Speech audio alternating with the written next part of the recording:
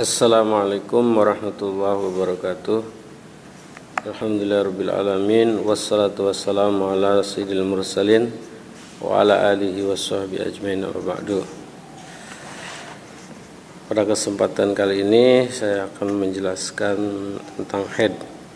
Dalam surat Al-Baqarah dijelaskan, A'udzubillahi minasyaitonirrajim. Bismillahirrahmanirrahim.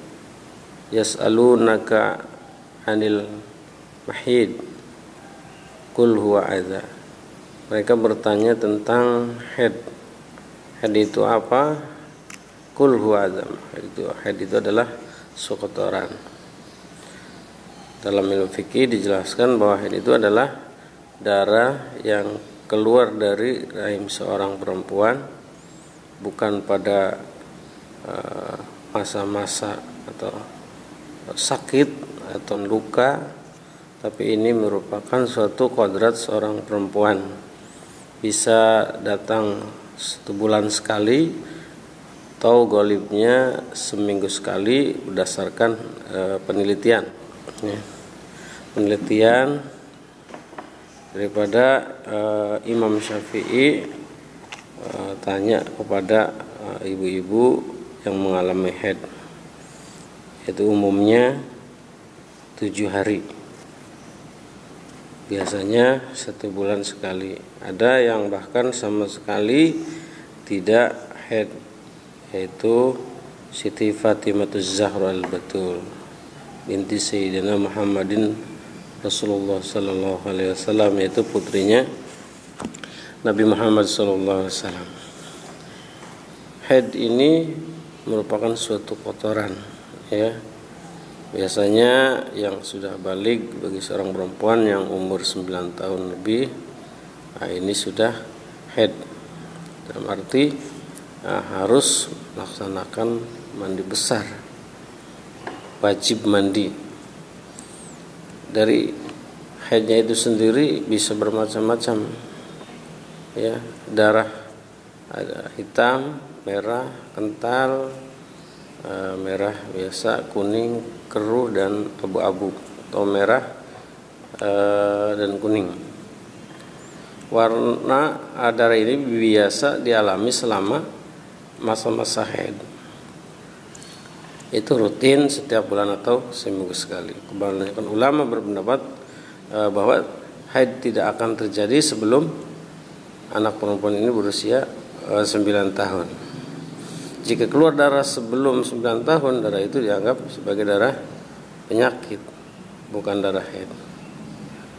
Maka darah haid normalnya itu 1 bulan sekali. Darah haid ini berbeda keluarnya sesuai kondisi lingkungan dan keadaan, sehingga terjadi perbedaan antara satu perempuan dengan perempuan yang lain. Menurut para ulama ini, darah haid keluar paling sedikit 1 malam, sebanyak-banyaknya 15 hari 15 malam, dan yang sedang itu 5 hari atau 5 malam atau 1 minggu.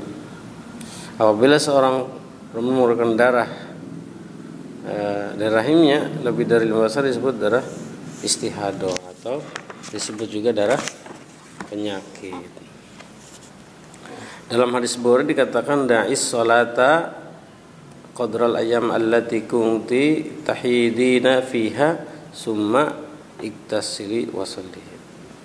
Ketika wanita itu haid, maka tidak sholat selama beberapa hari. Ya, ketika sudah suci, maka mandi dan sholatlah. Juga dilewatkan dari hadis Rasulullah SAW. Qala Rasulullah SAW di Fatimah binti Abi Hubaishin, fa idza aqbalat al-haidah fada is-salat wa idza adbarat fa tasli was-salat. Sama ada sini. Jadi ketika selesai daripada haid, maka mandi dan kemudian mengerjakan salat. Jangan sampai ketika darah istihadah kemudian kita tidak sholat.